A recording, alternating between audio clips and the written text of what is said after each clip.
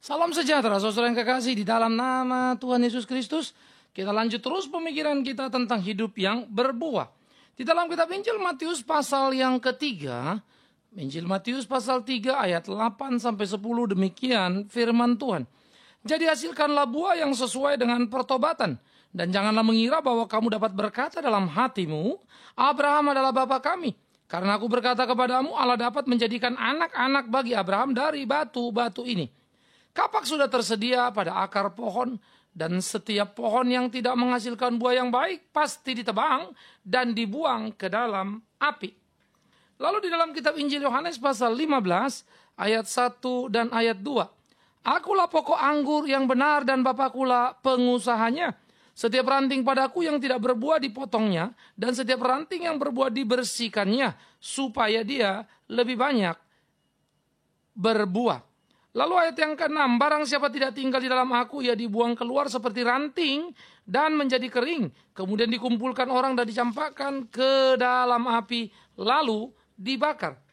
Saudaraku yang kekasih, kini kita memikirkan jika pohon tidak berbuah. Apa yang terjadi? Nah, menjadi menarik, yang tidak berbuah itu dibuang. Ada satu bagian yang sangat kental yang saya suka dari Alkitab, yaitu hitam putihnya jelas. Dia tidak ada pada gray area. Tetapi kehidupan kekristenan makin hari membuat itu menjadi gray area. Terlalu banyak kompromi-kompromi yang menghilangkan prinsip kebenaran yang hakiki. Pendekatan-pendekatan psikologis yang mengabaikan kebenaran teologis. Pendekatan psikologis tentu sah-sah saja. Tetapi seringkali kita memakai pendekatan psikologis itu untuk mengabaikan kebenaran teologis. Nah, memang kebenaran teologis cenderung tidak disukai oleh zaman. Sehingga pendekatan psikologis jauh lebih disukai. Seperti misalnya orang berkata, udah Pak, kita tidak usahlah terlalu banyak bicara misalnya soal dosa, kita bicara soal kasih karunia saja. Ho, dari mana Anda bisa bicara seperti itu? Karena Alkitab di dalam hal ini Yesus Kristus, bacalah, dengarlah, perhatikanlah betapa kerasnya dia berbicara. Tetapi memang orang lebih suka kalau terus-menerus kita bicara kasih karunia. Lalu asumsinya dengan mengerti kasih karunia mereka akan mengerti dosa. Siapa bilang? Belum tentu akan seperti itu. Karena toh kasih karunia yang dipahami adalah kasih karunia yang meninabobokkan. Menjadi anugerah murahan. Nah, itu sangat berbahaya. Kasih karunia hanya bisa dipahami dalam perspektif kesadaran akan keberdosaan. Tetapi memang balik lagi tadi, orang kurang suka. Nah, jadi saudara-saudara, disinilah kita sebetulnya menemukan kekristenan makin hari makin bantut. Karena dicomoti di kiri kanan, akarnya makin tidak berakar dengan kuat sehingga tidak mampu lagi untuk mensuplai makanan yang cukup. Demi supaya pohon berbuah. Oleh karena itu menjadi menarik ketika dikatakan di dalam apa yang dikumandangkan Yohanes Pembaptis. Ketika orang berbondong-bondong datang untuk dibaptis oleh dia. Maka dia berkata, jadi hasilkanlah buah yang sesuai dengan pertobatan. Baptisan Yohanes Pembaptis memang baptisan pertobatan. Iya, baptisan Yesus Kristus lah, baptisan perjanjian. Yang mengikat orang di dalam iman percaya yang sungguh itu. Nah, oleh karena itu Yohanes Pembaptis berkata, buahkan buah yang sesuai dengan pertobatan. Tetapi apa yang dikatakan Yohanes memang betul. Sejak zaman perjanjian lama, tentang buah itu sudah dibicarakan, saudaraku.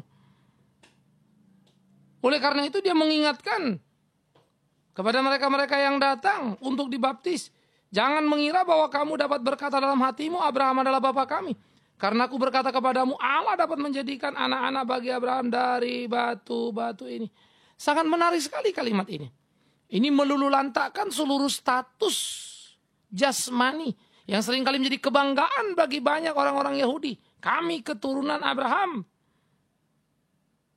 Menarik. Memang automatically kalau dia seorang Israel, ya dia keturunan Abraham. Tapi apakah dia keturunan Abraham di dalam pengertian yang utuh? Ternyata Alkitab memilahnya. Bahkan dikatakan, kalau Allah mau, Allah dapat menjadikan anak-anak bagi Abraham dari batu-batu ini. Bukan kamu. Kalau hatimu tidak sungguh-sungguh. Kalau kamu tidak berbuah. Dalam dialog Yesus dengan orang Yahudi, Yesus pernah mengucapkan kalimat yang sangat keras sekali. Ketika menyebut orang-orang Yahudi yang merasa bangga sebagai anak Abraham, Yesus sebut, bukan. Kamu bukan anak Abraham, kamu anak setan. Kalau kamu anak Abraham, kamu percaya pada kata-kataku. Tapi kamu membunuhku, itu karena kamu anak setan. Wow. Memandang Israel tidak sederhana yang saudara bayangkan. Yang mana yang saudara maksud Israel? As a nation sebagai satu jasmani atau nilai batinianya. Wow, ini penting sekali. Karena Alkitab sejak perjanjian lama sampai perjanjian baru sangat kental soal ini. Tetapi kita tidak lagi mau berbicara itu. Kita lagi mau berbicara bagaimana kualitas menjadi satu gugatan yang tidak bisa dibantah. Satu gugatan yang harus ada dalam kehidupan tiap orang percaya. Karena itu ketika dia mengatakan, kalau kamu berpikir kamu bisa berkata dalam hatimu, Abraham bapa kami. Batu-batu ini bisa dijadikan Tuhan jadi anak Abraham. Bukan kamu. Tapi kalau kamu betul-betul anak Abraham, pasti kamu akan hidup berbuah. Yang menunjukkan buah pertobatan itu. Sehingga nampaklah bahwa kamu memang orang yang sudah bertobat. Maka orang bertobat itu pasti berbuah. Kalau tidak maka dikatakan kapak sudah tersedia pada akar pohon. Dan setiap pohon yang tidak menghasilkan buah yang baik pasti ditebang dan dibuang ke dalam api. Menarik kalimatnya ketika ditekankan kapak sudah tersedia pada akar pohon. Bukan pada batang pohon. Batang pohon kalau ditanam apa ditebang akarnya masih bisa tumbuh toh. Entah kapan, entah lambat, entah cepat, tapi masih bisa ada harapan karena akarnya tidak tercabut. Tetapi ini langsung dari akarnya, habiskan, dibuang. Nah itu mau menggambarkan dia sebagai pohon yang utuh. Sementara dalam bacaan kita di kitab Injil Yohanes mau menggambarkan ranting yang menempel pada pohon. Nah pohon itu digambarkan sebagai Kristus. Ranting yang tidak berbuah dipotong, dibuang, dibakar. Wow, serius sekali. Jadi saudara yang kekasih, konsekuensi itu dengan segera bisa kita lihat. Pohon sebagai utuh orang Kristen. Atau ranting orang Kristen yang menempel pada pohon yaitu Kristus. Kalau tidak berbuah akan dibuang. Kalau tidak berbuah akan dibakar. Nah ini bagian yang sangat serius. Kenapa ya orang Kristen tidak gelisah kalau dia tidak berbuah? Kenapa ya orang Kristen tidak gelisah kalau hidupnya misalnya tidak sesuai dengan kehendak Allah? Karena berita yang kita dengar tiap hari adalah berita yang meninabobokan. Berita yang membuat kita terlena. Bukan saja berbulan-bulan tapi bertahun-tahun. Jadi sebetulnya terjadi tanpa sadar perubahan dalam struktur nilai pemikiran kita. Sehingga akhirnya kita hanya suka mendengar apa yang kita suka dengar. Kita tidak mau dengar apa yang kita tidak mau. Apa tidak suka. Sekalipun itu kebenaran. Akhirnya ibadah hanya sekedar sebuah tempat dan pelarian. Bodoh amat mau bertumbuh apa tidak. Yang penting kan kita sudah ke gereja. Nah ini menjadi pergumulan serius bagi tiap gereja Tuhan. Untuk mengingatkan jemaat, menyadarkan jemaat supaya jangan sampai mereka terninabobokkan. Lalu mereka lupa untuk panggilan hidup berbuah itu. Sehingga Tuhan menjadi murka kepada mereka karena mereka tidak berbuah. Ingat dalam pikiran kita apa pokok pikiran kita yang pertama? Pohon dikenal dari buahnya. Sehingga kalau kau menyebut anak Abraham, kalau kau menyebut orang Kristen, pasti engkau berbuah. Nah ini perlu untuk kita pikirkan secara sungguh-sungguh. Nah mari kita mulai melihat saudaraku yang kekasih. Pohon yang tidak berbuah itu akan dibuang, akan ditebang. Yang pertama mesti kita lihat. Pohon tidak berbuah itu adalah ketika pada dirinya ia sebagai seorang Kristen. Pada dirinya ia sebagai orang percaya. Tidak melakukan apa yang Tuhan mau di dalam kehidupannya. Itu berarti tidak berbuah. Kalau dalam interaksinya, ia hanya mau menang sendiri. Kalau dalam interaksinya, toh akhirnya dia rajin ke gereja, tapi rajin menyakiti hati orang lain. Ia rajin ke gereja, tapi rajin memfitnah. Ia rajin ke gereja, tapi rajin untuk memuji dan memuaskan dirinya. Wow, itu berbahaya sekali. Ia tidak berbuah. Apalagi kalau kemudian dia menjadi titik permasalahan, sumber perpecahan. Itu amat sangat berbahaya. Nah oleh karena itulah saudara ada tuntutan dan ada gugatan yang sangat serius pada tiap orang. Supaya tiap orang berbuah pada dirinya melakukan apa yang menjadi kehendak Allah. Sehingga dengan demikian mereka bisa mengerjakan apa yang Tuhan mau. Ini perlu. Sehingga dengan demikian ada sebuah kehidupan yang utuh. Yang dijalani dalam kebersamaan, dilakukan dalam kebenaran. Ada satu proses berbuah yang menyenangkan hati Tuhan. Sehingga buah itu sungguh-sungguh tidak terbantah dan orang bisa melihatnya. Ini perlu. Maka pohon yang tidak berbuah, yang tidak menghasilkan buah, pasti ditebang dan dibuang ke dalam api. Nah jadi pada dirinya, ia mesti bergumul. Dalam interaksinya, ia mesti berhati-hati. Semua ukuran tampak nyata. Karena ukuran tidak berbuah, nggak perlu didiskusikan. Anda pun akan tahu. Bagaimana saya tahu bahwa saya tidak berbuah? Pertama, hati nurani menjadi menarik. Ketika banyak kesempatan saudara berbuat baik, saudara tidak berbuat baik. Ketika ada hal yang dilarang tetapi saudara tetap lakukan. Masa iya sih hati nurani saudara tidak berbunyi? Lalu ada yang bilang, iya Pak, dia itu heran. Dia tidak rasa salah, saya tidak rasa salah. Cek punya cek, kenapa tidak rasa salah? Ternyata pengenalan Anda kan firman Tuhan sangat rendah. Nah ini mengakibatkan kekacauan. Yang Anda tahu itu misalnya ikut Tuhan itu dapat berkat, ikut Tuhan itu dapat ini, dapat itu melulu kan. Sehingga saudara tidak pernah diberikan sebuah pengertian, ikut Tuhan adalah sebuah pengabdian. Ikut Tuhan adalah sebuah tindakan. Akibatnya di otak saudara itu adalah ikut Tuhan dapat ini, dapat itu. Harta orang kafir untuk saya kan begitu melulu. Jadi itu terus yang ada dalam diri kita. Itulah buah, itulah iman menurut kita. Sehingga konsentrasi kita untuk membuktikan kekristenan kita adalah bagaimana menjadi kaya.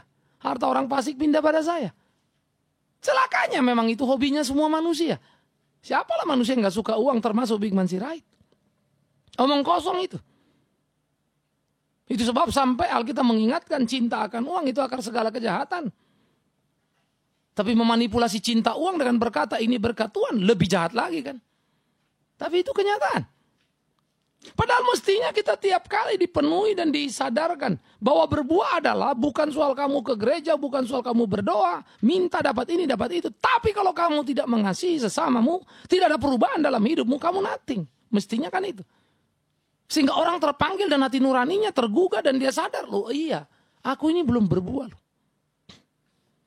Nah oleh karena itu memang perlu perbaikan-perbaikan di dalam pemberitaan. Sehingga kita tidak terjebak pada perangkap yang salah. Tak sekadar memberitakan apa yang didengarkan, ingin didengarkan oleh umat. Tapi kita mesti memberitakan kebenaran. Walaupun sejujur-jujurnya. Banyak sekali orang tidak mau mendengar kebenaran itu seutuhnya. Karena kebenaran selalu menyakitkan, terasa berat, menghantam dan mengkoreksi terlalu banyak kesalahan dalam kehidupan. Tapi kan kebenaran adalah kebenaran. Mana bisa kita tawar atau manipulasi. Tapi sulitnya. Kita suka berkumpul dan terjadilah pemanipulasian terhadap kebenaran. Di situ kita rame-rame. Karena kita tidak rasa tertindas, tidak rasa dihantam. Justru kita rasa ini comfort zone, kita tenang, kita asyik, kita rasa kita sudah menjadi anak Tuhan yang diberkati dan luar biasa. Sampai tidak berbuah pun kita pikir kita sudah berbuah. Karena buktinya dia berbuah apa? Lihat Pak hidupnya makin makmur, lihat Pak hidupnya makin sukses, lihat Pak dia sehat walafiat. Loh. Ironi sekali. Nggak ada yang peduli bagaimana di lingkar luar dia. Nggak ada yang peduli apa yang terjadi di sekitar dia. Nggak ada yang peduli bagaimana cara dia di dalam hidupnya. Saudaraku, kita mesti belajar. Tuhan sudah memberikan kepada kita kesempurnaan atas karya penyelamatan. Maka kita juga belajar untuk sempurna dalam mengisi keselamatan. Yaitu dengan hidup yang sempurna. Tapi kan kita nggak sempurna Pak. Betul. Kita tidak sempurna. Tapi kita dipanggil untuk menuju sempurna. Ini pertempuran yang serius. Tapi bagaimana mungkin kalau kita tidak melakukan secara bertahap dalam kehidupan kita. Jadi struktur pertama adalah kita mesti membenahi dulu seluruh pemahaman kita akan Alkitab. Kita mesti mengenal Alkitab itu secara balance. Jangan cuma mau kasih Allah, tapi lupa murkanya. Jangan hanya bicara berkat Allah, tapi lupa terhadap amarahnya. Kutuknya. Hati-hati. Kita mesti seimbang. Jangan hanya belajar untuk mau tahu kalau berdoa dapat uang atau dapat kesehatan. Tapi belajar untuk berbagi-bagi sesama, hadir di kehidupan mereka. Belajar untuk mengerti gereja itu bukan gedungnya tetapi orangnya. Sehingga orangnya menjadi bagian yang penting daripada gereja. Bukan gedungnya. Kalau kita bilang gedung memuliakan Tuhan, ironi sekali. Hidup kita yang memuliakan Tuhan. Karena kitalah gereja yang sejati itu. Tubuhmu bait Allah kata Rasul Paulus. Kenapa lagi mesti kita putar balikan? Kalau punya gedung bagus, bagus sekali. Kalau hidupnya bagus. Tapi kalau punya gedung bagus, tapi hidup kita, perilaku kita nggak bagus, ironi sekali. Itu kan jadi batu sandungan yang besar. Nah ini perlu sebuah kehati-hatian. Oleh karena itulah saudaraku yang kekasih, pemahaman akan firman itu menjadi penting. Sehingga yang kedua dari pemahaman itulah dibentuk hati nurani yang mampu mengukur untuk mengetahui saya ini berbuah apa tidak berbuah. Itu menjadi alat kontrol. Sehingga kegagalan dalam berbuah akan melahirkan sebuah penyesalan. Penyesalan akan membawa kita datang pada Tuhan untuk dikoreksi. Berdoa minta ampun kepada Tuhan sekaligus minta kekuatan supaya saya bisa berbuah. Ini hati nurani yang terus-menerus diperbarui. Sehingga dengan demikian saudara yang kekasih, hati nurani kita terus mengingatkan kita. Dan sebelum hati nurani, ada pikiran sebetulnya yang sudah memilah dan segera menunjukkan kita sudah berbuat apa belum. Tapi mungkin pikiran saudara tak mampu menjangkaunya. Ingat, sekalipun pikiranmu tak mampu menjangkau, hati nuranimu akan berbunyi. Kau berbuah apa tidak berbuah? Alangkah indahnya. Alangkah manisnya. Karena keindahan hidup orang percaya bukan sekedar apa yang ada padanya dan yang bisa dikumpulkannya. Tapi apa yang bisa dilakukannya, berbagi-bagi sesamanya dan menolong banyak orang di sekitarnya. Itu loh hidup orang percaya. Ya, kita selalu hidup dalam pergumulan persoalan diri kita. Kita kurang berkutat dengan apa yang kita lakukan dalam hidup kita untuk Tuhan kita. Jadi, firman Tuhan yang terus-menerus kita gali, kita pelajari, kita mengerti, akan membentuk satu struktur pikir yang bagus, yang kemudian bisa memilah-milah mana yang Tuhan mau, mana yang tidak, berbuah dan tidak. Dan hati nurani akan memfinalisasi semuanya, menguji segala sesuatunya, sehingga muncul menjadi tindakan-tindakan yang luar biasa. Dan kalau tidak, ingat tadi, Alkitab tegas dan jelas, tidak berbuah, dibuang. Jadi nggak ada yang separuh-separuh. Ternyata yang tidak berbuah itu bisa jadi pohon yang ada di kebun Tuhan itu. Ternyata yang tidak berbuah itu bisa menjadi ranting yang menempel dalam tubuh Kristus atau gereja. Artinya orang Kristen di dalam gereja. Orang Kristen yang bergereja. Orang Kristen bahkan yang rajin ke gereja. Bisa nggak berbuah? Bisa. Kenapa bisa gitu ya Pak? Banyak orang ke Kristen masuk ke gereja karena cari status. Supaya tanpa rohani. Tapi perilakunya lain sekali. Banyak orang Kristen pergi ke gereja untuk sebuah kegiatan dan pengakuan yang dibutuhkannya. Banyak orang Kristen ke gereja karena panggilan agamawinya. Dan akhirnya banyak orang Kristen ke gereja untuk memuaskan dirinya dan bukan Tuhannya. Apalagi kalau kemudian gereja menjanjikan iming-iming. Datanglah, dapatkan berkatnya. Larilah semuanya. Sehingga gereja tempat mengeksploitasi berkat Allah. Tentu saja itu akan jadi peluang yang sangat besar. Yang mendorong orang Kristen untuk hidup dalam jebakan keinginan. Sehingga lupa keterpanggilan yang sejati. Berbuah. Dan sudah jelas. Kalau tidak berbuah. Maka menjadi lawan kita. Adalah Tuhan itu. Kebenaran itu. Ia akan menggugat kita. Karena itu perlu sebuah kesadaran yang penuh. Karena itu perlu sebuah kehati-hatian dalam hidup ini. Atau kita akan mendapat celaka yang sangat mengerikan dalam kehidupan kita. Lakukan kehendak Tuhan, puaslah hidupmu. Kalau lupa melalengkan, maka celakalah dan penyesalan tidak akan pernah berhenti di hidupmu. Itu akan menjadi amat sangat luar biasa, mengerikan bukan? Nah oleh karena itu, saudara-saudaraku yang kekasih di dalam nama Tuhan Yesus Kristus.